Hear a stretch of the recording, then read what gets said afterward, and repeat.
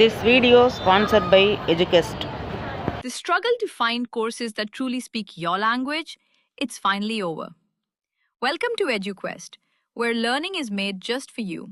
At EduQuest, we bring you a wide range of online courses, from career building programs to skill boosting masterclasses, all in your regional language. Because we believe language should never be a barrier to success.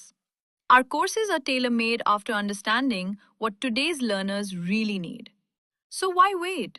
Start learning the smarter, simpler way only with EduQuest.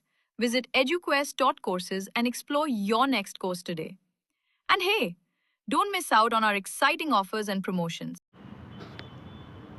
Welcome to my channel. இன்றைக்கி என்ன பார்க்க போகிறோம்னா, சிந்து நதி நீர் இல்லாமல் தவிக்கும் பாகிஸ்தான் என்ன இந்த லெவலுக்கு இறங்கிட்டாங்க, இல்லைன்னா பாலைவனம் தான் அப்படிங்கிற தலைப்பு கொடுத்துருக்கோம்.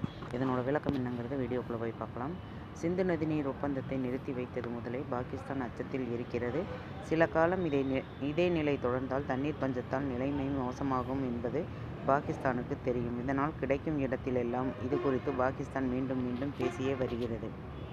பகல்காம் தாக்குதலுக்கு பதிலடியாக இந்தியா பல்வேறு நடவடிக்கைகளை எடுத்தது. அதில் முக்கியமாக சிந்து நதி நீர் ஒப்பந்தத்தை நிறுத்தி வைப்பதாக அறிவித்தது. பாகிஸ்தான் தீவிரவாதத்துக்கு எதிராக உண்மையாக நடவடிக்கை எடுக்கும் வரை சிந்து நதி நீர் ஒப்பந்தத்தை இந்தியா நிறுத்தி வைத்தது. இந்தியாவின் இந்த நடவடிக்கையால் பாகிஸ்தான் பெரும் சிரமத்தை எதிர்கொண்டு வருகிறது. இதற்கிடையே சிந்து நதி நீர் ஒப்பந்தத்தை மீண்டும் இந்தியா செயல்படுத்த வேண்டும் என்று இந்தியாவிடம் பாகிஸ்தான் கேட்டுக்கொண்டிருக்கிறது. பாகிஸ்தான் வெளியுறவு அமைச்சகம் இது தொடர்பாக கோரிக்கையை விடுத்துள்ளது.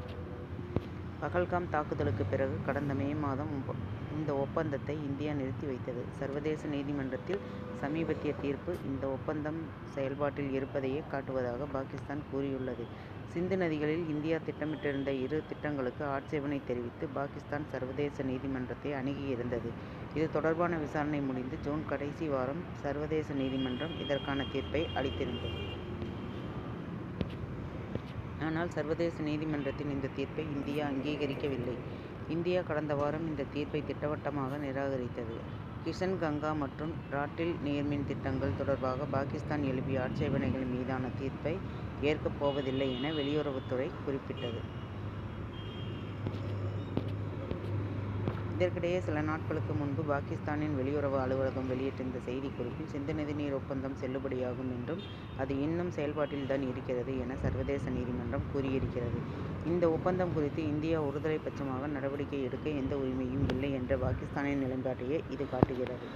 எனவே சிந்து நதி நீர் ஒப்பந்தத்தை மீண்டும் செயல்படுத்தவும் அதன் ஒப்பந்தத்தில் உள்ள விஷயங்களை முழுமையாக நிறைவேற்றவும் இந்தியாவை நாங்கள் கேட்டுக்கொள்கிறோம் என்று கூறப்பட்டிருந்தது.